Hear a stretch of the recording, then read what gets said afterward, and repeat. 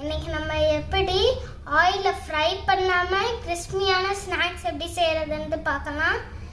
இப்போ இந்த ஸ்நாக்ஸோட பேரு காக்ரா. இதுக்கு தேவையானது 1 கப் கோதுமை மாவு போட்டுக்கலாம்.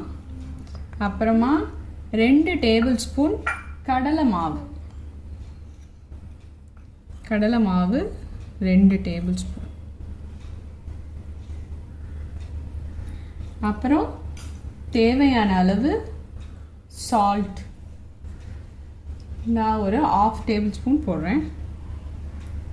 Chilli powder 1/2 tablespoon. 1/2 tablespoon Kashmir மிளகா, 1/2 tablespoon red chilli powder.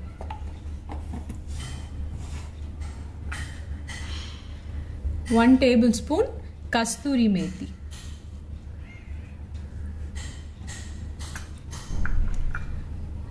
இது ஆரகனோன்னு வாங்க, வேற ஒன்றும் இல்லை, இது கற்பூரவள்ளி இலை 1/2 டேபிள் ஸ்பூன் போடுறேன் நான்.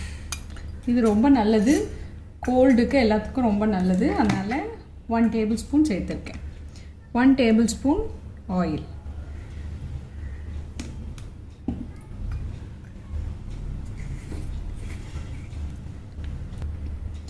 Garlic powder 1/2 table spoon. உங்ககிட்ட கார்லிக் பவுடர் இல்லைன்னா மிக்சியில் கூட ஒரு 2 கார்லிக்கும் 1 பச்சை மிளகாவையும் போட்டு அரைச்சி கூட இதோட சேர்த்து நல்லா மிக்ஸ் பண்ணிவிட்டு சப்பாத்தி மாவு எப்படி பிசைகிறோமோ அந்த மாதிரி தண்ணி ஊற்றி இப்போ நம்ம பிசைஞ்சு எடுத்துக்கலாம். சப்பாத்தி மாவு மாதிரி பிசைஞ்சாச்சு. இப்போ இதில் சின்ன சின்ன பால்ஸாக எடுத்துக்கோங்க. இப்போ சின்ன சின்ன பால்ஸாக உருட்டியாச்சு. இதை நீங்கள் மெலிசாக தட்டிக்கோங்க. இந்த மாதிரி கோதுமை மாவை நல்லா ஸ்ப்ரெட் பண்ணிட்டு மெலிசாக தட்டிக்கலாம். இந்த அளவுக்கு தின்ன எடுத்துக்கோங்க. உங்களுக்கு கடையில் வாங்குற மாதிரி வேணும்னா இந்த மாதிரி ஒரு பிளேட் எடுத்துகிட்டு ப்ரெஸ் பண்ணக்கப்புறம் இல்லை சைடு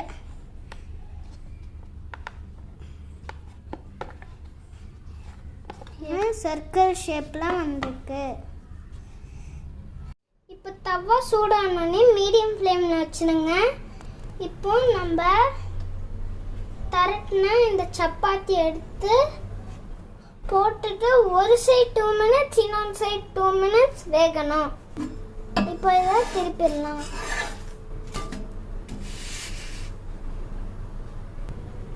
இப்போ இந்த மாதிரி ஒரு காட்டன் கிளாத் எடுத்துக்கோங்க. அப்புறம் நல்லா ஹார்ஷாக எல்லா சைடும் ப்ரெஸ் பண்ணிட்டு வாங்க.